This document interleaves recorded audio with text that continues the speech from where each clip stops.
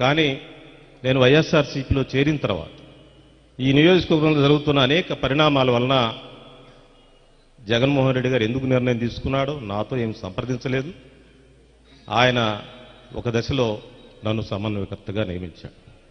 August 19వ తారీఖు నన్ను సమన్వయకర్తగా నియమిస్తే మళ్ళీ 24వ తారీఖు అంటే వారం రోజుల్లో నీకు సర్వేల్లో వ్యతిరేకత వచ్చింది, లేకపోతే నీకు ఏదో కొంత ఒపీనియన్ నెగటివ్ ఉంది, ఆగిపోమని చెప్పాను.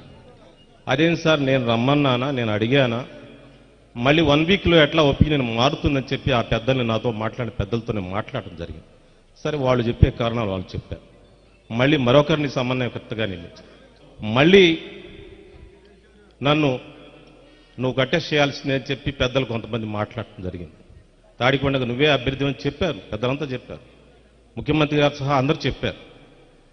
నేను మొదట్లోనే నాకు ఆర్థిక పరిస్థితి బాగాలేదని చెప్పాను, ఎన్నికల రాజకీయాలకి నేను దూరంగా ఉంటానని కూడా చెప్పడం జరిగింది. కానీ పార్టీ అనేక నిర్ణయాలు అలా తీసుకుంది.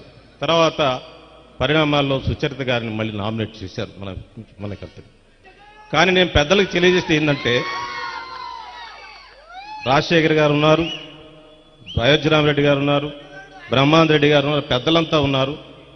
నాకేం లేదు, ఒక్కసారి సీఎం గారిని చూసే అవకాశం నాకు కల్పించమని అప్పిరెడ్డి గారికి అందరికీ విజ్ఞప్తి చేస్తూ